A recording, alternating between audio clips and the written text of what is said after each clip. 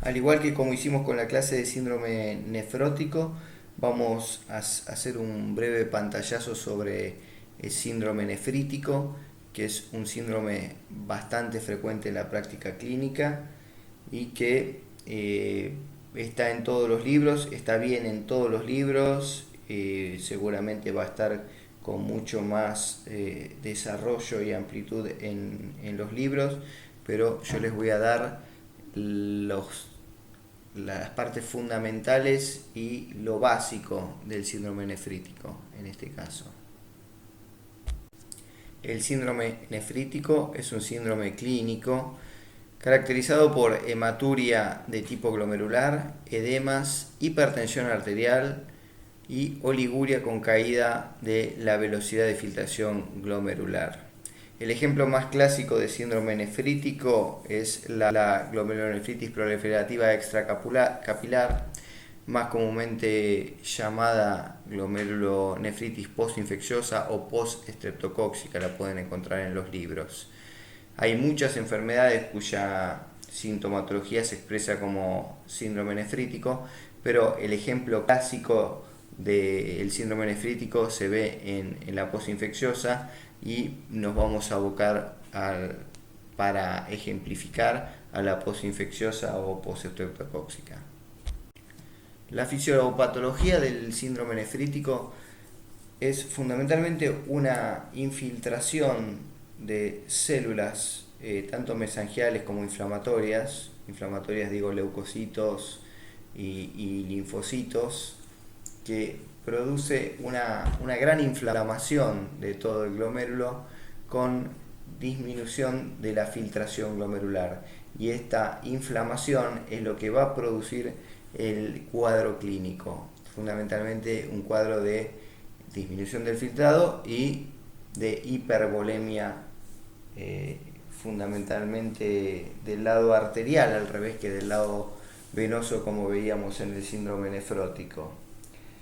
Y les decía recién que hay diversas patologías que tienen una expresión como un síndrome nefrítico, la postestreptocóxica que dijimos recién, la más común, pero otras como la nefropatía por IgA, el lupus eritematoso sistémico, las vasculitis ANCA asociadas, el síndrome urémico hemolítico, endocarditis, sífilis, todas patologías que vamos a ver el año que viene, pero que tienen una expresión clínica como un síndrome nefrítico. Hay que tener en cuenta que tanto el nefrótico como el nefrítico a veces no están todos los síntomas conjuntamente, e incluso puede haber una superposición entre nefrótico y nefrítico, por ejemplo, nefríticos con proteinuria mayor a 3,5 gramos, nefríticos con hipoalbuminemia. Entonces tengan en cuenta que, como todo en medicina, a veces no están todos los síntomas y a veces hay superposición entre síndromes clínicos. Yendo a la glomerulonefritis postestreptocóxica, que la vamos a usar de ejemplo como para explicar el síndrome nefrítico, en realidad, como la mayoría de las enfermedades glomerulares, no es una enfermedad por infección directa del estreptococo sobre el glomérulo. Lo que sucede sobre el glomérulo es el depósito de inmunocomplejos que se generan a partir del poder antigénico que genera el estreptococo para fabricar inmunoglobulinas, que se van a depositar sobre el glomérulo renal. Es una enfermedad entonces autoinmune desencadenada por un antígeno infeccioso como el estreptococo. Es una enfermedad que cursa con consumo de complemento. Hay pocas enfermedades que disminuyen el complemento y esta es una de ellas. Por eso es de gran valor solicitar complemento cuando hay un síndrome nefrítico para empezar a encasillar y para empezar a hacer el diagnóstico. Complemento bajo también puede verse en el lupus, en la endocarditis, en la membrana proliferativa. También participa, además de la inmunidad humoral, la inmunidad celular. Los linfocitos, los monocitos, los polimorfonucleares, que son los que van a infiltrar el ovillo facilitados por moléculas de adhesión como los ICAM1 y la molécula de adhesión linfocitaria. También hay aumento de citoquinas, hay aumento del factor de necrosis tumoral alfa y de diversas interleuquinas como la interleuquina 1 y la interleuquina 6. Con respecto al cuadro clínico, el 80% de los pacientes son subclínicos, asintomáticos. Son pacientes que tienen hematuria microscópica, por lo tanto no podemos hacer el diagnóstico con la visualización directa de la orina, así que el paciente no se da cuenta. Hay disminución del complemento, hay caída de filtrado glomerular expresada con aumento de la creatinina, pero si el paciente no se hace un análisis clínico en ese momento, no se dará cuenta.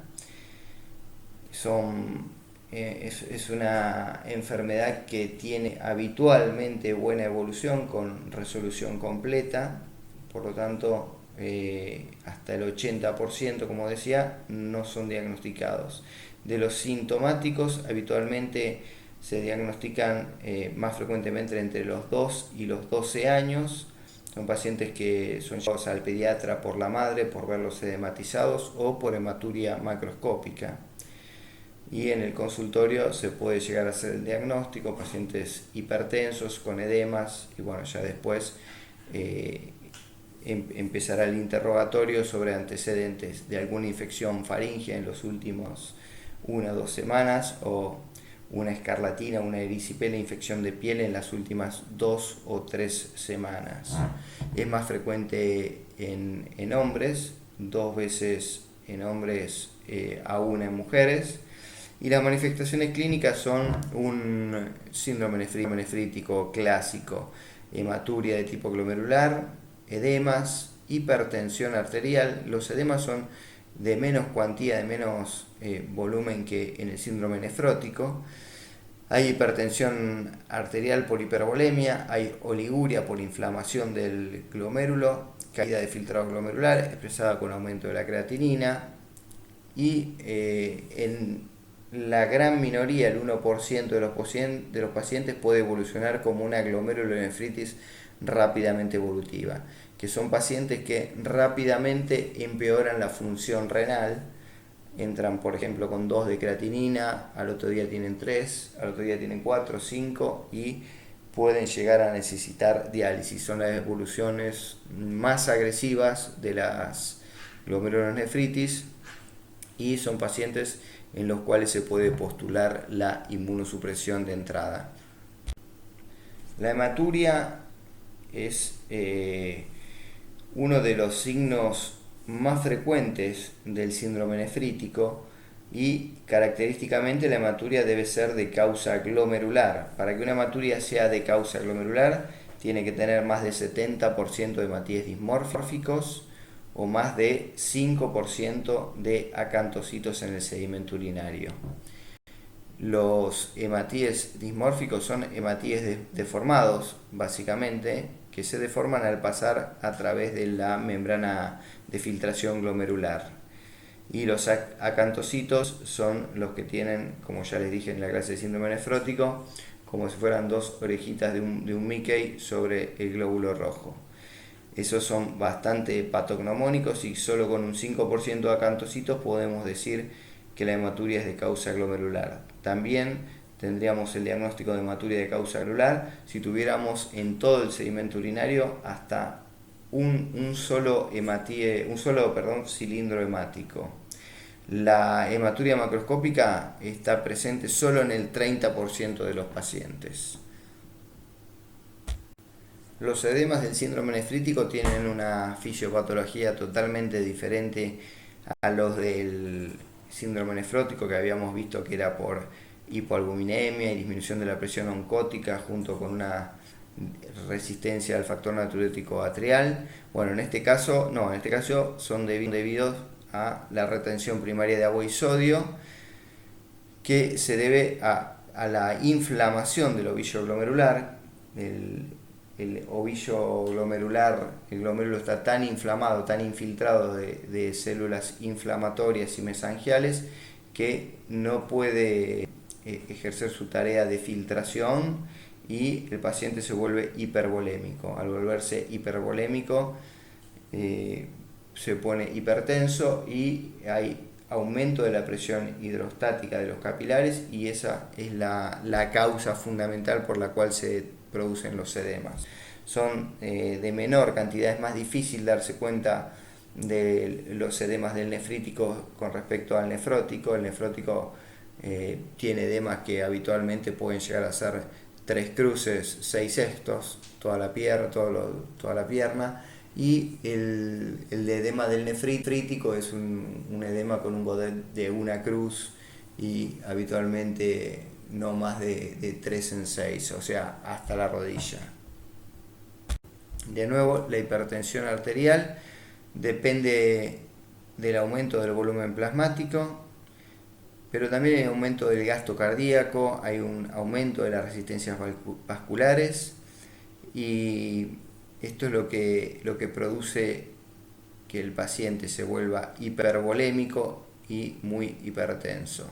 La hipertensión arterial está presente en el 60-80% de los pacientes con síndrome nefrítico. Hay que tomar especial atención en pediatría, que a veces no está tan implementado tomar la presión arterial en todas las consultas, pero es fundamental para el diagnóstico, y debería llamarnos la atención en un paciente joven con hipertensión o un paciente de reciente comienzo de hipertensión arterial, aunque sea adulto. La oliguria se define como la disminución de la expulsión de orina a menos de 500 mililitros por día, y está presente en la mitad de los pacientes con síndrome nefrítico. Los pacientes con oliguria generalmente es algo que contribuye a la sobrecarga de volumen, a la hipervolemia, y cursan en una diferencia más con el síndrome nefrótico con edema agudo de pulmón. Pueden cursar con crepitantes en ambos campos pulmonares, que si el paciente no tiene forma de orinar porque tiene el glomérulo todo inflamado, la única forma de sacarle volumen es con hemodiálisis, y es una de las indicaciones de diálisis de urgencia. El diagnóstico en la postestreptocóxica fundamentalmente se presume por el cuadro clínico que venimos hablando, y la punción biopsia renal generalmente no es necesaria si presumimos que puede ser una postestreptocóxica. El cuadro compatible, solicitamos un complemento y vamos a ver C3 y C4 bajo, elevación de ASTO, que es antistreptolicina O, del anticuerpos antistreptolicina O contra el estreptococo. El hisopado faríngeo para estreptococo beta hemolítico del grupo A habitualmente es positivo. El antecedente de una erisipela, de una escarlatina o una infección faríngea, y como les dije recién, rara vez vamos a necesitar una punción biopsia renal si tenemos los datos clínicos y de laboratorios estos que hablábamos.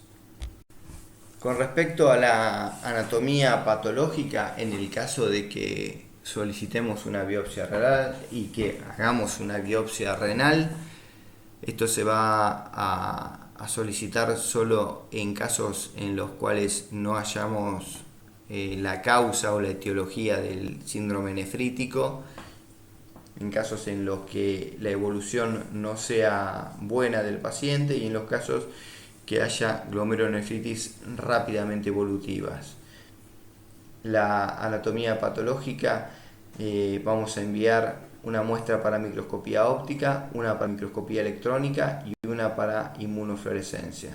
En el caso de la postestreptocóxica, en la microscopía óptica vamos a ver la ya comentada hipercelularidad glomerular, células endoteliales, mesangiales, linfocitos y leucocitos polimorfonucleares infiltrando todo el glomérulo. En la microscopía electrónica, como característico, vamos a ver jorobas subepiteliales, HAMS, que son los depósitos de inmunocomplejos a nivel subepitelial. Y con la tinción de inmunofluorescencia veremos depósitos de C3, inmunoglobulinas G y de inmunoglobulina M. De vuelta, como en la clase del síndrome nefrótico, sé que el tratamiento va a ser del año que viene, pero les comento breve y rápidamente que hay que restringir agua y sodio. Es un paciente hipertenso con hipervolemia, con edemas, entonces fundamentalmente restricción hidrosalina. Se utilizan para el tratamiento de la hipertensión arterial y de la hipervolemia y de los edemas diuréticos de ASA para forzar diuresis, furosemida. Pero sepan que si esto no funciona y el paciente evoluciona hipervolémico con sobrecarga de volumen fundamentalmente izquierda, crepitantes o edema agudo de pulmón, van a requerir diálisis como tratamiento. Y en los casos que evolucionan a una glomerulonefritis rápidamente evolutiva, que son los que progresan rápidamente con la creatinina, aumenta la creatinina, cae el filtrado glomerular, se puede postular de entrada la inmunosupresión con corticoides en muy altas dosis, una inmunosupresión bastante agresiva. Bueno, eso con respecto al tratamiento, pero sepan que la mayoría de los pacientes tienen buena evolución, no es necesario ni la diálisis ni la inmunosupresión. En niños el pronóstico es excelente y recuperan completamente la función renal. Sin embargo, hay trabajos que hablan de que estos pacientes quedarían con una secuela a nivel renal que recién se expresaría en la edad adulta. Esto en contraposición a lo que siempre se ha pensado, que resolvían ad integrum y que no dejaban ninguna lesión. Bueno, ahora hay trabajos últimos que comentan y por ahí demuestran algún tipo de secuela que inicialmente no se observa. En los adultos suele ser un poquito más agresiva la enfermedad y la mortalidad puede llegar, según de qué series, de qué trabajo se lea, hasta un 25%. En general, yo diría que es mucho menor, lo que pasa que la mayoría son asintomáticos, subclínicos, y el 25% de los que llegamos al diagnóstico tendrían esta mortalidad de 25%, perdón. Pero la mayoría no son diagnosticados, entonces yo creo que ese porcentaje de 25% está sobrevalorado si tomáramos en cuenta la totalidad de los enfermos, tanto sintomáticos como asintomáticos.